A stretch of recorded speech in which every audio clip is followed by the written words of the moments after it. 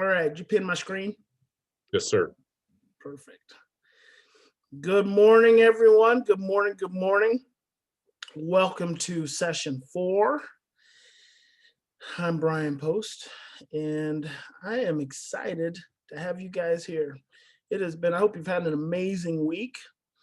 And, I was realized that some of this, as we're redoing this training, I realized that some of us will probably not be doing it week by week. We're going through it over 10 weeks, but some of us will be maybe getting, because they're only an hour each. So some of our new families and our new staff will maybe do 3 hours in a week. So they'll be cramming in a little bit more. But when I say good morning and I hope it was a good week, then that's that's what I'm referring to. So it's good to see you all back here. We're going to go ahead and jump in, get some good content. One of the things I do every time before I do a lecture is I do priming. And to prime is to activate your central nervous system. And you do that through deep, rapid breathing is one way to do it, and through music and through prayer, and it increases my energy and my chi. And one of the things I always, as I'm getting into this power state, one of the things that I am doing is I'm asking the Lord to put my words on the wings of eagles and to fly into the hearts and souls. And this morning I added the cells of those who need to hear this message. And that is one of my prayers before every talk that I do, every single one. Like I said, I even did it this morning. So welcome to our 10-week virtual trauma responsive wraparound provider training. For our providers and our parents, our goal of this training is to raise the collective consciousness of human behavior and to provide a new language in which to define and explain it. This training is specific to adopted parents and adoption wraparound providers. Today's session 4 is Stress in the Brain, part 2. Trauma, and we're going to start right in with trauma. Trauma is any stressful event which is prolonged, overwhelming, and unpredictable. Any stressful event which is prolonged, overwhelming, and unpredictable. And when that event continues on unexpressed, unprocessed, and misunderstood, it forms within the body-mind system an experience that is the difference between a short-term stressful experience versus a long-term, life-altering, traumatic event. And I'm going to say that again. Trauma is defined as any stressful event which is prolonged, overwhelming, and unpredictable. And when those events, that event or those events, have gone unexpressed, unprocessed, and misunderstood, meaning we have not had an opportunity to talk about them. Follow me on this. We've not had an opportunity to talk about them. We've not had an opportunity to cry and yell and scream about them, grieve them, which is huge with adopted children. When adopted children have not had sufficient opportunities to grieve, and when we have not had opportunities to make sense of them, those experiences can impact us for the remainder of our lives. The other day, someone was telling me the story. Oh, I have a guy that washes my car sometimes when I'm particularly lazy, young kid. And he's so mature. He's so mature. I mean, this kid, when I first met him, I thought he was like 22 years old. And then I found out from a neighbor that he's like 17. I was like, oh my gosh. So I know this kid comes from a very well-regulated environment, but he showed up at my house and he said, I got bit by a dog. This is important. Here I go again. This is important. He said, I got bit by a dog. I was like, what the heck? Oh, I saw the bandage on his forearm. I said, Reed, what happened?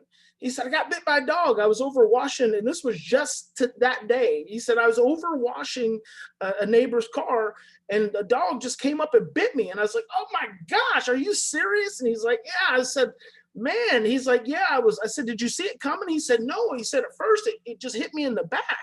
And he said, and then I turned around and it just lunged at me and I just stuck my forearm up. I was like, oh, wow. So we sat there and we kind of processed it a little bit. And in the back of my mind, what's always occurring to me is that this person has experienced a stressful experience. They've had a stressful experience.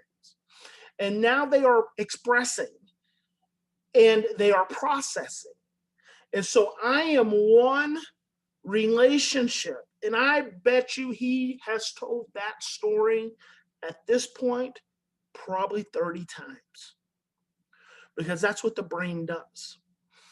The brain and the body-mind system goes into overdrive to try to make sense of an experience so that it can store it in the filing cabinet of our brain. So it can store it in a coherent and connected way so that we can, at any point forward, we can make sense of it.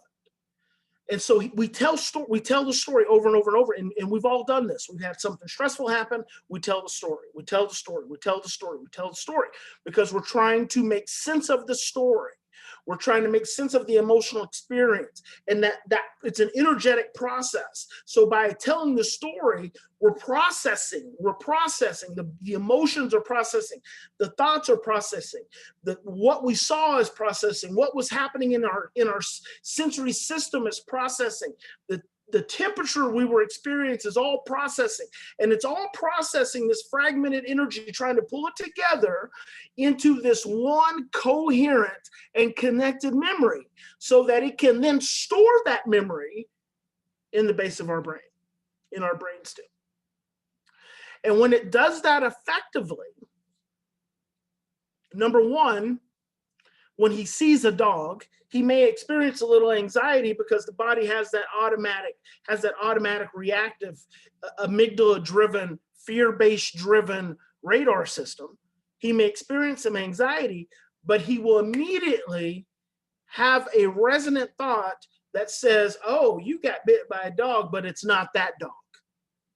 And then what he'll be able to do is he'll be able to calm down, and he'll be able to think about that all over again, just internally while he's doing his little work. And then before you know it, he's calmed down, and maybe he's called the dog over and he's petted that little dog, and he's loved on that little dog, and he's gone back to work. And then over a period of months, he will completely forget the experience ever happened until someone talks about being bit by a dog, or he hears someone has a story about being bit by a dog, or he sees a dog that's similar to the dog that bit him, but he won't have any overarching, long-lasting anxiety connected to that experience.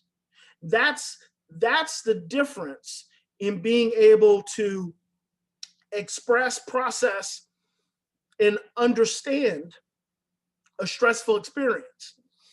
When we have stressful experiences that occur in our lives, and we are not able to express, and we are not able to process, and we are not able to understand, those experiences get stored in our brainstem.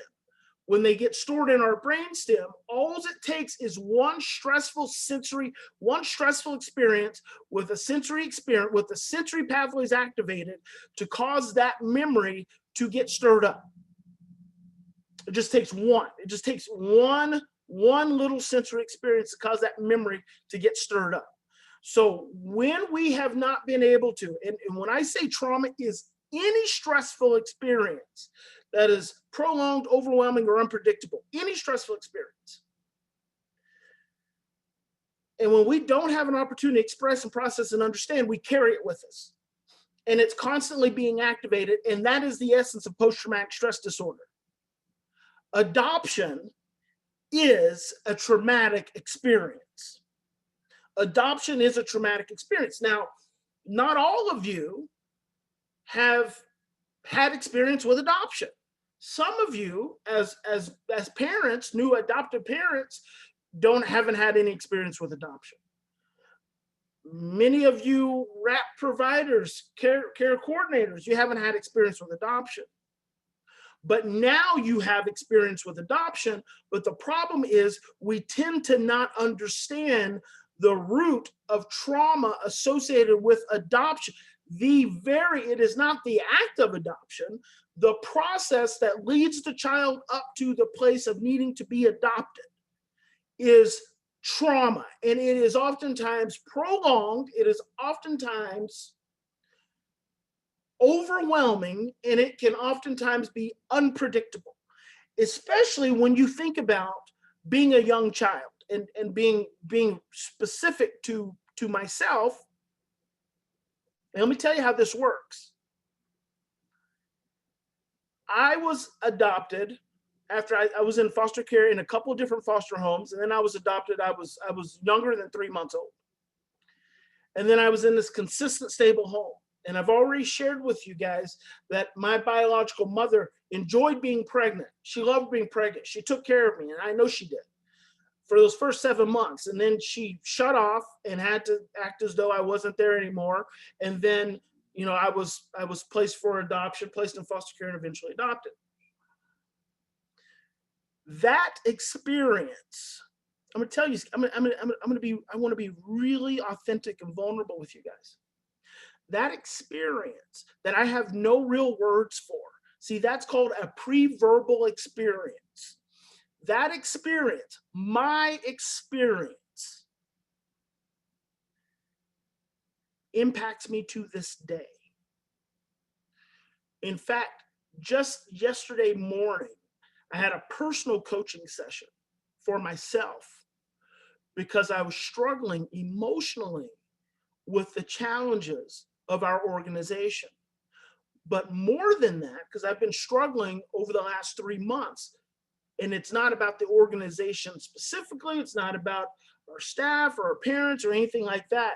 It's about my own adoption story. See, I have always been able to build a business successfully very fast. It's something I've always enjoyed doing. But I have not enjoyed the next level of digging in and perfecting and mastering all the nuances to make the business even better. That has never been something I've enjoyed doing. In fact, I've built and sold 7 different companies, and I'll sell them by the second year because I don't like the process of going deeper. And so over the last few months, I've been wrestling with that. And I know what it is because I've done this long enough. I know that I'm wrestling against the call to go deeper versus the urge to run. I am wrestling with the call to become more vulnerable, more connected, more at risk versus the urge to be safe. Guess where that comes from? That comes from my birth experience. It comes from my birth experience. My birth experience says, and I'm almost 48 years old, and I've been teaching this stuff a long time. And I still struggle with the trauma associated with my birth experience. My birth experience says it is okay to be connected and to be loved and to be safe and secure up to a point. And up to that point, I become vulnerable. I become at risk. I feel like I might die. So then what my urge is, what my amygdala urge is, my brainstem urge is, it is to run. And that surfaces as selling the business. That's my adult version of running. And so what I have to do, and part of my coaching session, my personal coaching session, I have a friend who's a therapist. He's 73 years old, and we've been connected for 20 years. And he and I have both supported one another as we've worked through our emotional stuff. My coaching session was about just verbalizing the emotional experience of vulnerability, making it conscious. Now, I tell you guys this because you have children who are nowhere close to having the consciousness of understanding how their earliest traumas have impacted their lives. They are children. They are angels brought here, planted here by God for us to nurture and develop. And most of these children have been harmed. They've been harmed, they've been neglected, they've been abused, and it has shaped their brains. And even then, they don't know. All the child does is shows up marveling at the beauty of the world and being in the world the best way they know how. They are byproducts of their experience. They're byproducts of their experience. Bruce Perry calls it an amygdala hijacking. When your amygdala hijacks your brain, it essentially has opened up the brainstem to release the experience of trauma, the experience of trauma being emotional. For adopted children, much of their trauma was pre-verbal. It was pre-verbal. The only way they had to express and process and understand their trauma was through crying. Well, when you grow up in a society that doesn't support the cry, guess what? That's the first thing that gets shut down. The very first thing that gets shut down. When you grow up in a society that is so stress sensitive and so fearful, and this is a society that's not adopted, right? All adults have not been adopted. But when you grow up in the society of these experiences that these adults have had, these trauma-based experiences that these adults have had, who are now raising these children, they get overwhelmed by emotion. They get overwhelmed by the emotional demands of the adopted child. They don't understand them. The adopted child doesn't understand them. And then they both end up extremely stressed out, and no one has an opportunity to express, process, and understand. And if no one has an opportunity to express and process and understand, then no one can start the process of healing. So I'm gonna ask you a question that only you can answer. And I've got a training, we're doing an intensive training coming up in May, and then we're gonna just be doing these every couple months, and we'll be inviting families to the ones that we do in July and probably August. And so I've been thinking about that because I like to think. And I was thinking about that in the middle of the night. And I was thinking about sadness. Every single one of us has a story that is connected to sadness. Every single one of us has a story that is connected to sadness that we have yet to grieve. We have yet to grieve it. If we as adults have stories that are connected to sadness that we have yet to grieve, that we have yet to process, that we've yet to fully express, that we've yet to fully understand. See, just making sense of it cognitively is not enough. That's only a third. That's only a third. It's only a third. It's express, process, and understand. To try to make cognitive sense of it is not enough. You have to express and you have to process and then you have to understand. If we as adults have these stories of sadness and grief, we all have them. Some of you, it may have been the loss of a dog, or it could have been the loss of a parent, or it could have been the loss of a sibling. I had a mom I worked with once. She had 7 siblings, and her mom took them all, and she was one of the oldest. Her mom took them all camping, and the 2-year-old wandered off, and she was like 8 or 9 years old, but she was one of the oldest, so she was responsible because the mother was depressed a lot of the time. The 2-year-old wandered off and fell off a cliff and was killed. She had never grieved that experience. That's a drastic one, right?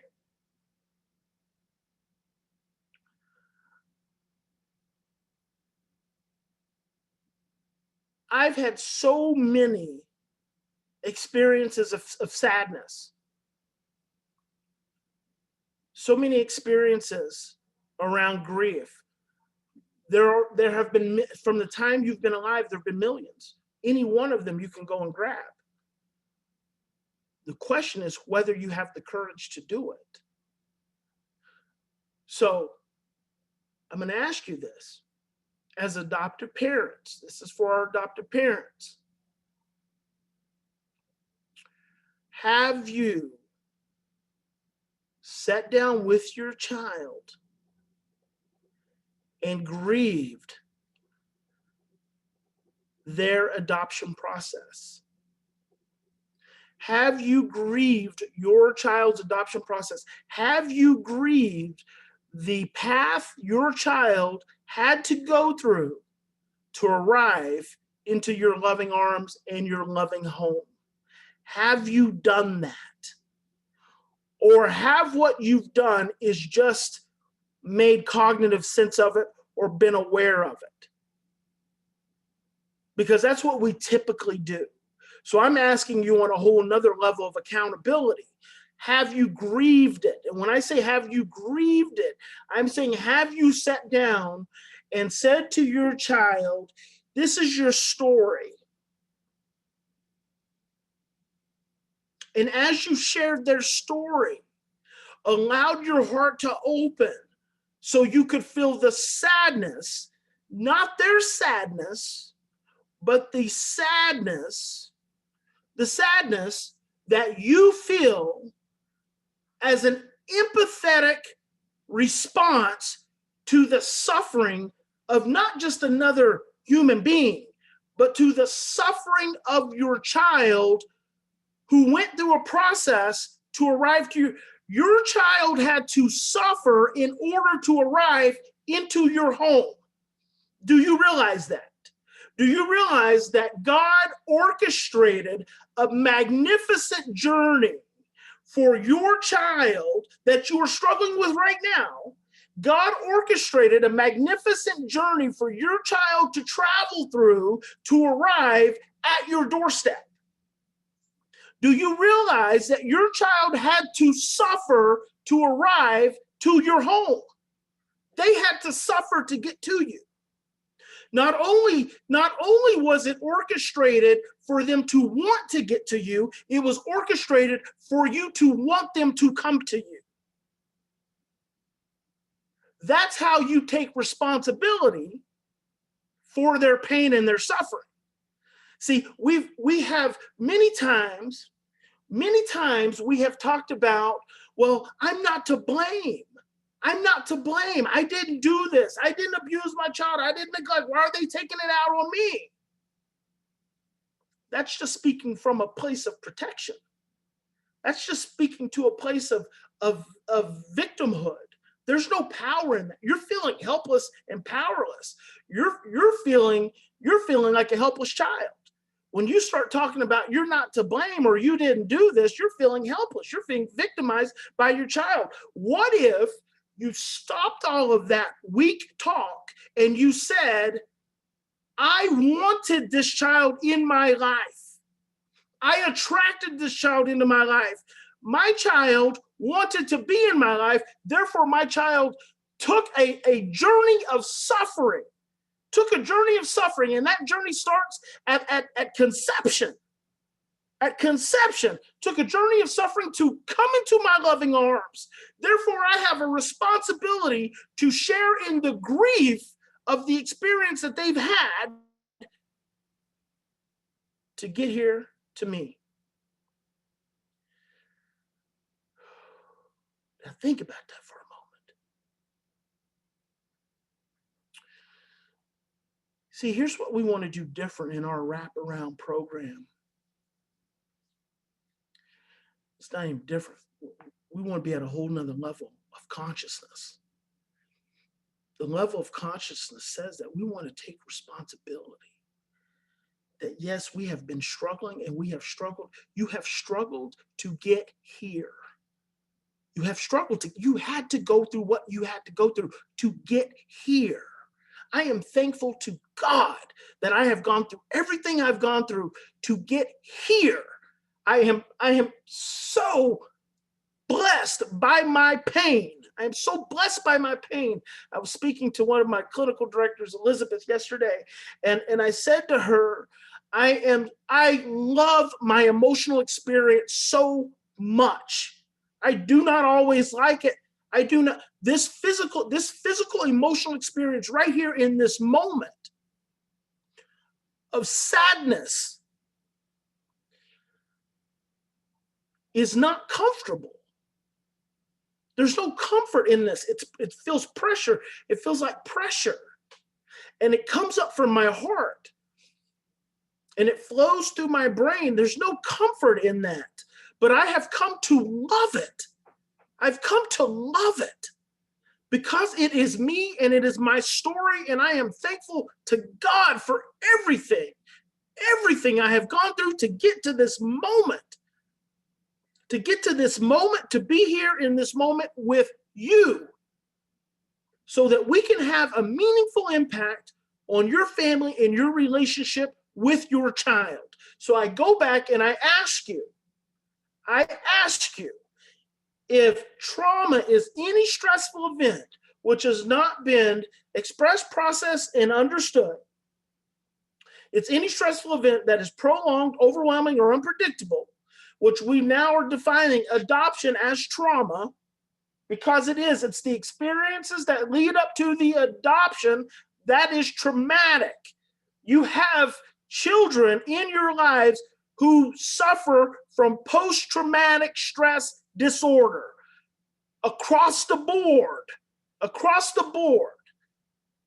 Many of you as parents, many of you as wraparound providers suffer from post-traumatic stress disorder and you don't even know it.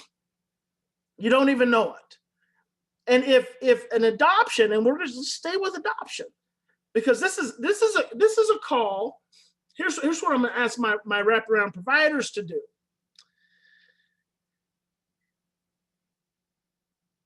Have you grieved?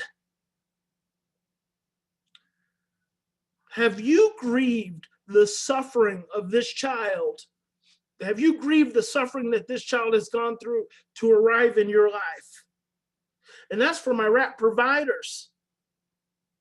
Because you attracted this child into your life just as much as these parents attracted this child into your life. So are we going to show up without emotional vulnerability after we've asked someone to come into our lives? When you meet someone and you form a relationship, you form that relationship and then show up and become absent? Or are you going to show up and bring something meaningful and healing where you know there is a lack of healing? Are you going to bring light where you know there's been an absence? So see, now I'm challenging all of us, because we are the adults. And if we don't hold ourselves accountable, how are we going to lead our children? How are we going to lead our children if we won't hold ourselves emotionally accountable? If we won't hold ourselves emotionally responsible, how do we teach our children responsibility? And I'm not even going to go there yet. That'll be another session. Have you grieved? Have you grieved? Not has your child.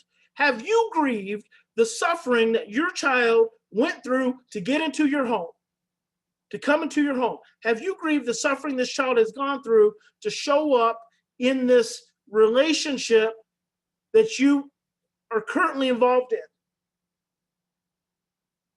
What if we stopped? What if we stopped blaming? What if we stopped blaming our children? And what if we stopped trying to punish them because we feel bad and we feel scared and we feel helpless?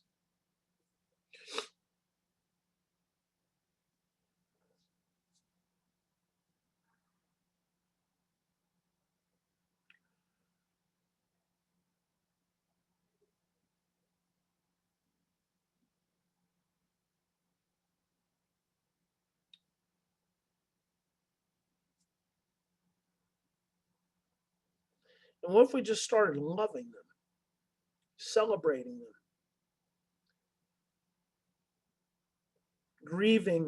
grieving for their suffering?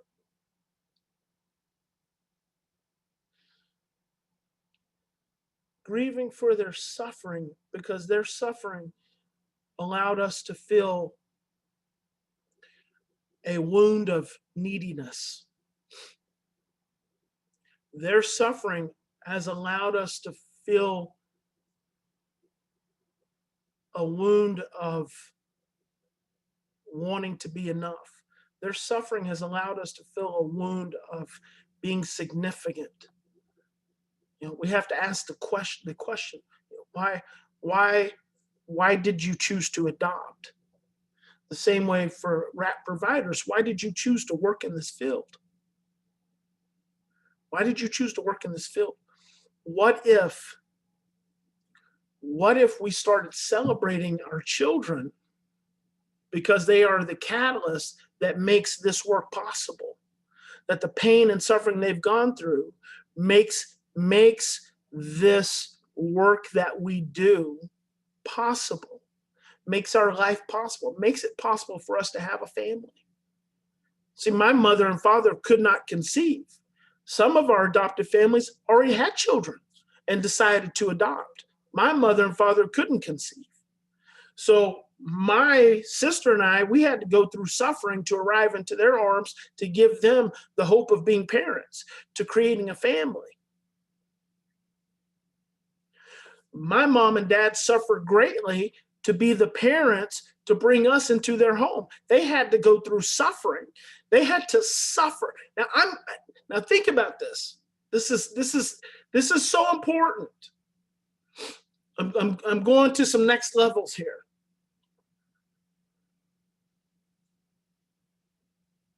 That's why I encourage you to listen to this again and think about what it is that I'm saying.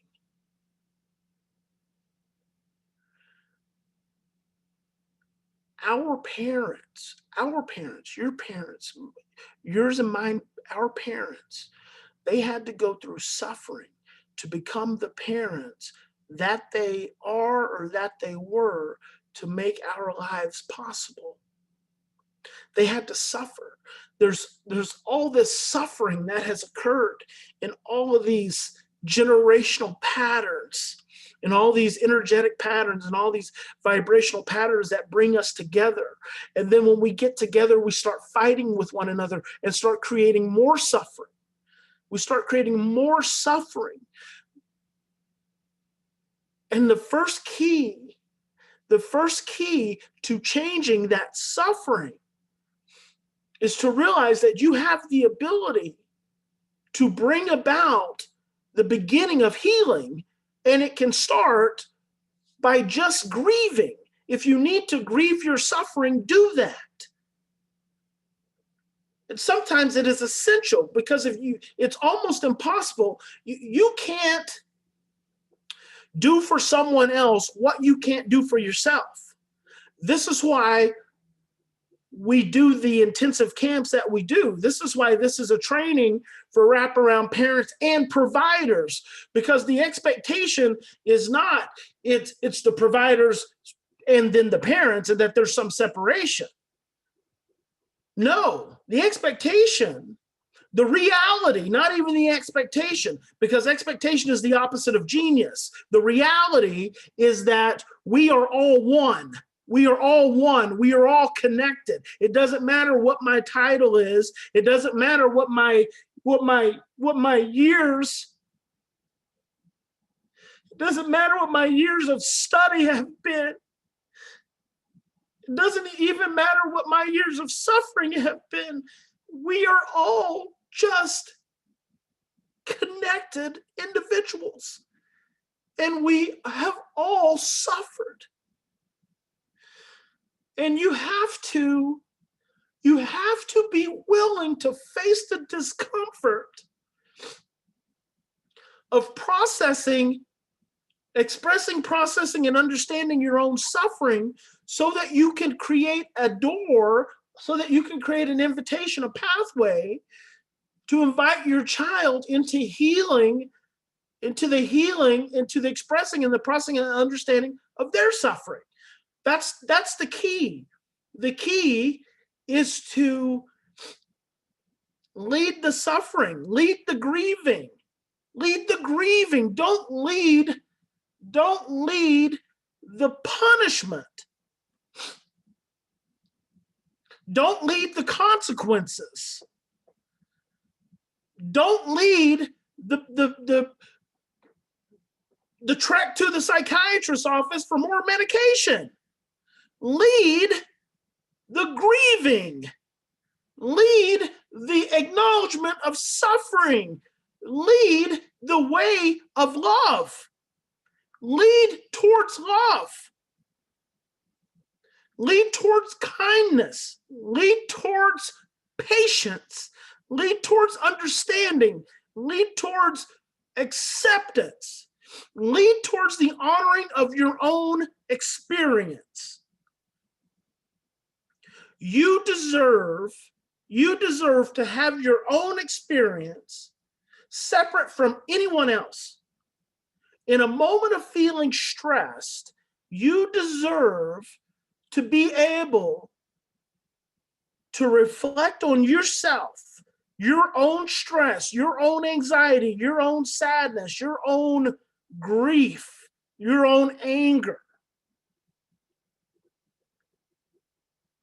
You deserve to be able to do that in that moment, which then opens the pathway for your child to do the same.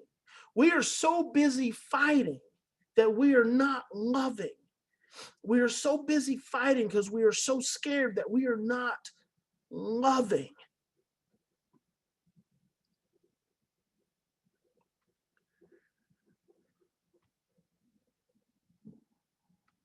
So that brings me back to the question. Have you grieved your child's magnificently painful journey into your home? And have you said to them, I am sorry. I am sorry for everything that you had to go through to arrive here. And if I could have held you and protected you and kept you safe and nurtured and warm, and you never had to have gone through that, I would have. And I wasn't there, and I'm sorry I wasn't there. I'm sorry I wasn't there to keep you safe. I'm sorry I wasn't there to hold you when you were sad and when you were lonely and when you were scared. I'm sorry. I am sorry. I am sorry. I'm sorry.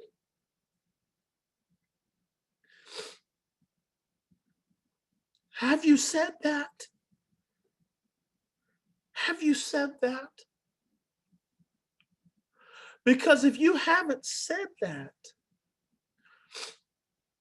I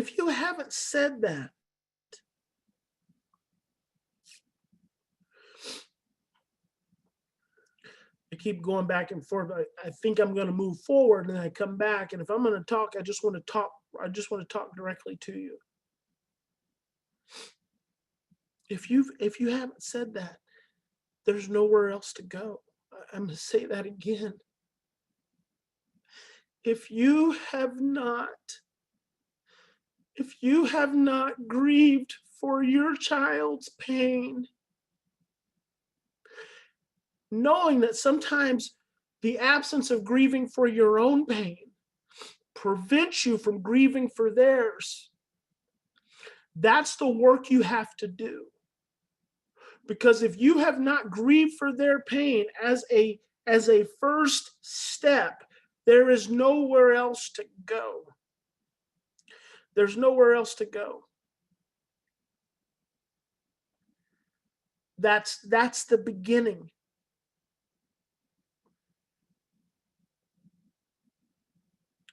You can do that. You can do that. You have the ability to do that.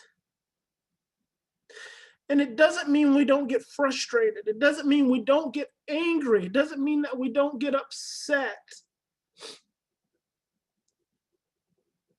It doesn't mean that we don't have limits. It doesn't mean that sometimes we don't have to walk away for a while.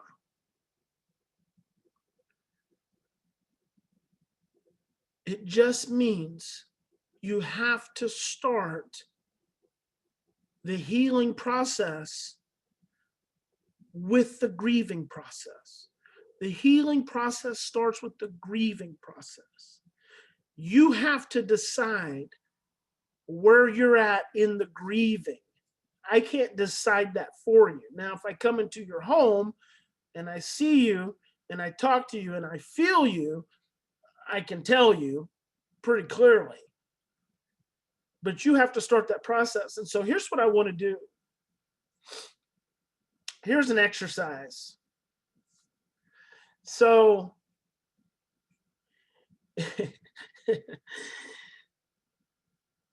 these tears for me are grieving tears. They are sadness tears.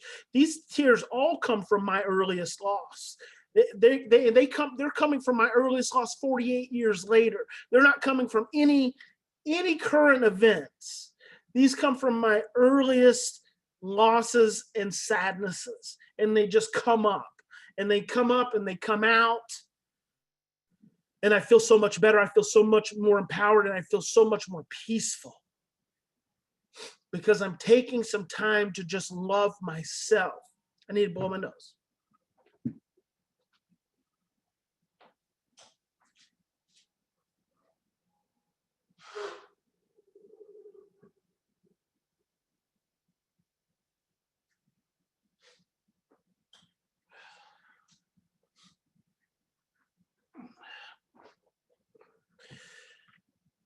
If you've ever been in my camps, you know I don't use Kleenex for tears. We only use Kleenex for snot.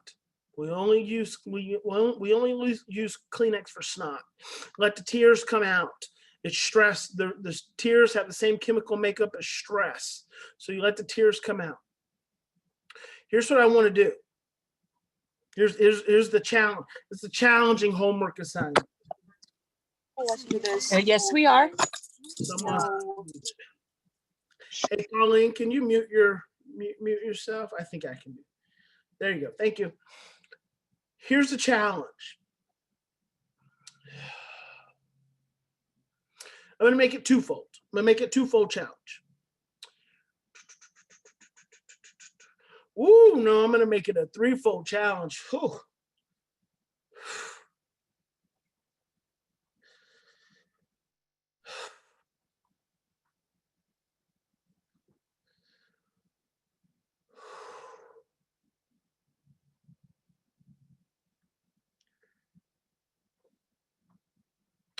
The challenge, I just realized I don't have my mic in. You have to hug me, baby girl. You can hug yourself. Hug yourself. It's all good. I got hugs for you. The challenge is that here's a challenge. Three things. I want you to pick some experience that you grieve for your parents.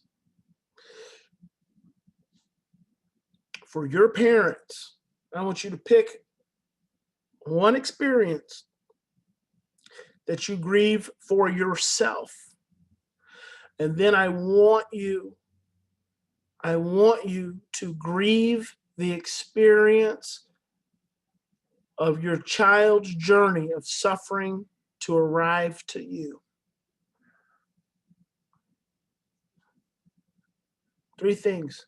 I want you to grieve, and let's be more specific. I want you to grieve some portion, because there's so many aspects. I want you to grieve some portion of your parents' suffering, their journey of suffering to arrive to you. How about that? Oh my gosh, what does that mean? Ooh!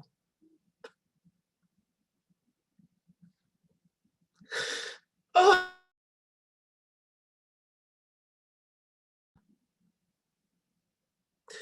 My parents, my biological parents, and my adopted parents suffered so much to get to me. They suffered so much. So much suffering, so much generational suffering.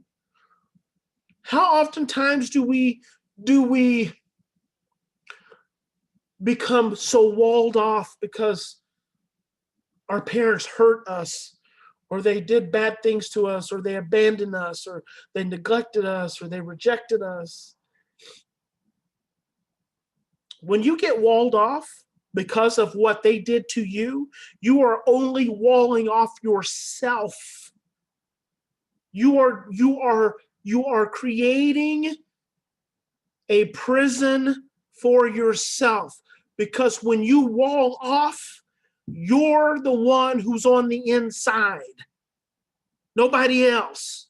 When you wall off, when you become defended, when you become guarded, you're the one who's on the inside, nobody else. So you can choose, this is important, I want everyone to have this freedom. You can choose to remain walled off towards the grieving for your parents and for their journey of suffering to arrive to you, to make you possible.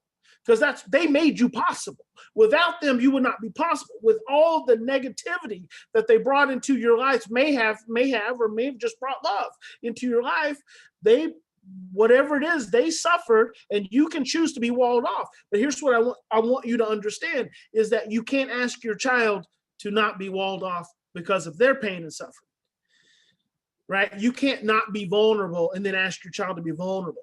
It's not okay. We don't do that in this family. We don't operate that way. We're not going to ask someone else to be vulnerable, and we're not willing to be vulnerable. We're not going to do that. We're not going to do that. So you need to really, and if that's your decision, that's your decision, and that's fine. There's no judgment. It's your life. It's your. I'm just giving you. Grieve the suffering, your parents' journey of suffering to come to you. Grieve your journey of suffering to come to your parents, to come to this life where you're at right now, and grieve your child's journey of suffering to get to you.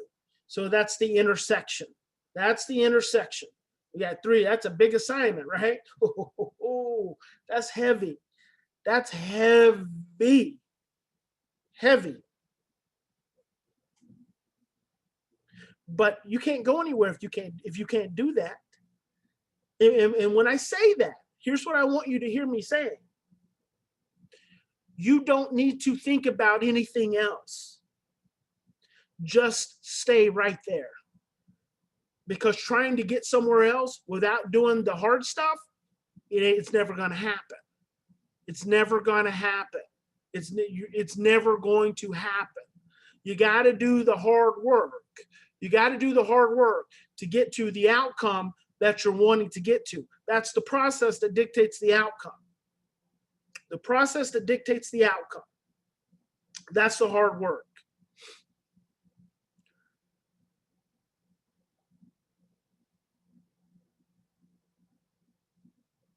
So I'm gearing up for a Q&A session. What I think I want you guys to do is to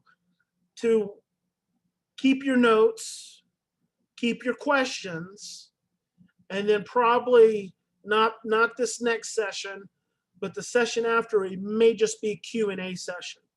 And so I want you to be ready. You got to have questions. You have to have questions. Try to keep them relative to the sessions we've gone through. Man, I really want to encourage you guys to watch these sessions again.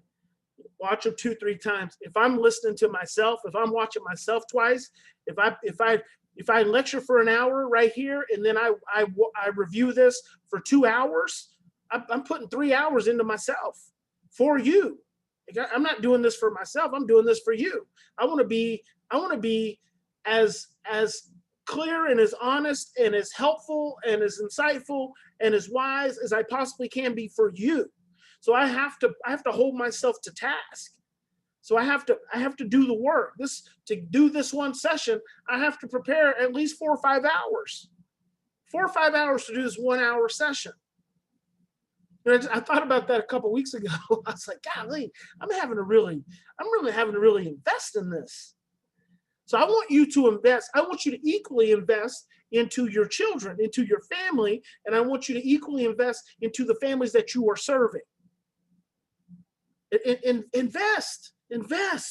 Invest, grow, heal, become more peaceful, become more connected to God, feel more loved, feel more connected. Oh, it's a good feeling. It ain't a scary feeling. It's a good feeling.